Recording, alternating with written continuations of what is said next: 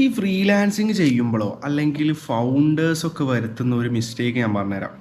Even എൻ്റെ freelancing കരിയറിലാണെങ്കിലും initially ഞാൻ ഈ ഒരു മിസ്റ്റേക്ക് ഒരുപാട് വരുത്തിയിട്ടുണ്ട്. ലൈക്ക് ഇപ്പോൾ നമുക്കൊരു പ്രൊജക്റ്റ് കിട്ടി, നമ്മൾ ആ ഒരു പ്രൊജക്റ്റ് ലൈക്ക് വീഡിയോ എഡിറ്റിംഗ് ഉണ്ട് അതിൽ, അല്ലെങ്കിൽ ഒരു എൻ്റെയർ പ്രൊജക്റ്റ് നമ്മളെടുത്തു ഒരു കമ്പനിയുടെ അല്ലെങ്കിൽ ഒരു ഓർഗനൈസേഷൻ്റെ.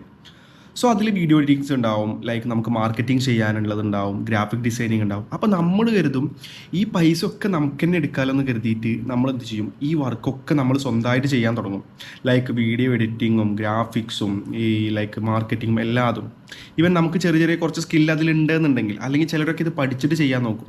ലൈക്ക് പഠിക്കുന്നത് കൊണ്ട് തെറ്റൊന്നുമില്ല, പക്ഷേ നിങ്ങളുടെ ഒരു മെയിൻ സ്ട്രീം ഓഫ് കരിയർ അല്ലെങ്കിൽ main stream of like profession അതല്ല. നിങ്ങളത് പഠിക്കാൻ നിന്നിട്ട് കുറേ ടൈം അതിൽ വേസ്റ്റ് ആക്കുന്നതിന് പകരം അത് നല്ല രീതിയിൽ ചെയ്യാൻ അറിയുന്ന ഒരാൾക്ക് ഔട്ട്സോഴ്സ് ചെയ്യുകയാണെങ്കിൽ ഏറ്റവും ബെറ്റർ അതായിരിക്കും. ഇഫ് ഐ സേ ഏറ്റവും ബെറ്റർ അതായിരിക്കും.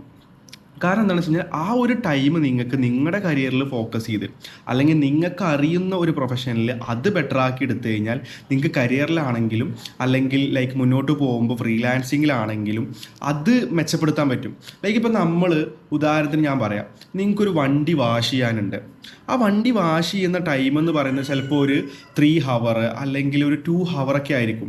അപ്പോൾ നിങ്ങൾ അതൊരു വാഷ് ചെയ്യുന്ന സ്ഥലത്ത് കൊണ്ടുപോയി കൊടുത്തു കഴിഞ്ഞാൽ ചിലപ്പോൾ ഒരു 500 രൂപ 600 രൂപ മാക്സിമം നമ്മുടെ ചിലപ്പോൾ 1000 രൂപക്ക് നിങ്ങൾക്കത് വാഷ് ചെയ്തെടുക്കാൻ കിട്ടും. പക്ഷെ ആ ഒരു ടൈം നിങ്ങൾ ആ സ്പെൻഡ് ചെയ്യുന്ന 3 hour 4 hour അതിലേറെ ഇൻകം നിങ്ങൾക്ക് ജനറേറ്റ് ചെയ്യാൻ പറ്റുന്നുണ്ടെങ്കിൽ, ആ ഒരു ടൈം കൊണ്ട് നിങ്ങൾക്ക് അതിലേറെ വാല്യൂ ഉണ്ടാക്കിയെടുക്കാൻ പറ്റുന്നുണ്ടെങ്കിൽ നെവർ ഡു ദാറ്റ്. സോ നിങ്ങൾ എല്ലാതും നിങ്ങൾ തന്നെ ചെയ്യാതെ, ഈവൻ ഫൗണ്ടേഴ്സിൻ്റെ കേസിലാണെങ്കിലും ഈ ബിസിനസ് ഡെവലപ്മെൻറ്റ് ടാസ്കുകൾ, ലീഡ് ജനറേഷന് പോയി മീറ്റ് ചെയ്യുന്നത്, ഇതൊക്കെ സ്വന്തമായിട്ട് ചെയ്യാതെ അതിന് ആളുകളെ വെച്ചിട്ട് അല്ലെങ്കിൽ ഔട്ട്സോഴ്സ് ചെയ്തിട്ട്, നമുക്ക് ബഡ്ജറ്റ് ഉണ്ടെന്നുണ്ടെങ്കിൽ ഔട്ട്സോഴ്സ് ചെയ്തിട്ട് നമ്മൾ ചെയ്യുമ്പോൾ നമുക്ക് അതിന് ബെറ്റർ ആയിട്ടുള്ള ആളുകളെ കിട്ടുകയും ചെയ്യും, അവിടെ നല്ല റിസൾട്ടും കിട്ടും, നമ്മുടെ ടൈം വേറെ കാര്യങ്ങൾക്ക് നമുക്ക് യൂട്ടിലൈസ് ചെയ്യാനും